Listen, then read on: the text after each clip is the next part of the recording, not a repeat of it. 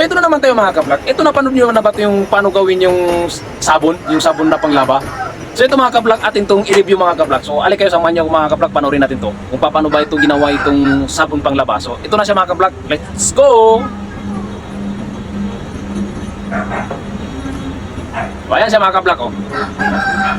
Ganito lang pala gawin yung sabon, yung sabon panglaba mga kablak, oh. Ayan, oh. Ano kayang nito, no? Paano ginawa, paano yung mga inahalo-halo nila para maging sabon?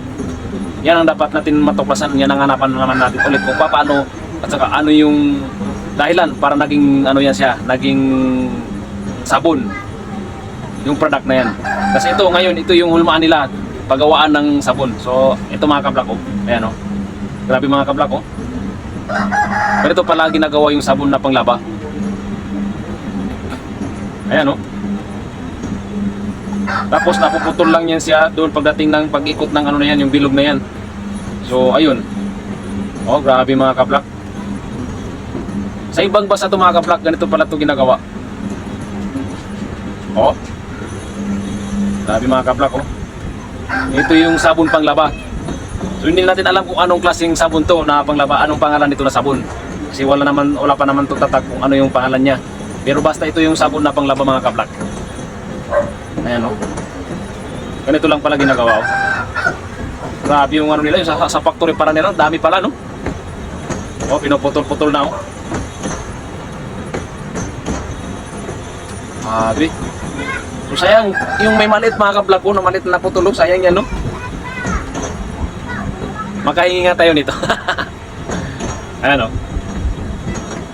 Grabe yung dami. Oh, parang lamot siya mga kablak, no? Pag tinitingnan mo, parang lamot lang.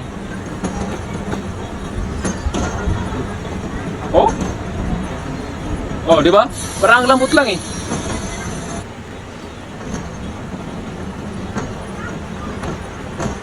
Grabe, oh. Oh, mayroon na siyang ulman na parang napuputol, nilalagay lang tapos putol, pare-pareho ng haba. Kaya pala sukat na sukat mga kablak.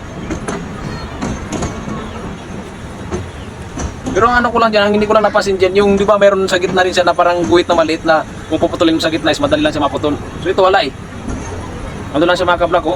Yung magkabila yung pagkaputulan dito, so wala yung sa gitna. Di ba pag bumili ka ng sabon mga kablak, tapos sa gitna mayroon siyang sa gitna na parang guhit na maliit. Pag pinutol mo yun siya, pwede siya mahati na maging dalawa. Ito wala eh, oh. Ano kaya ang klaseng sabon to?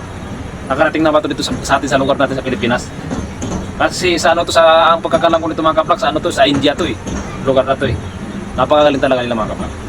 Sana nagustuhan yung video na ito mga kablak. Maraming salamat.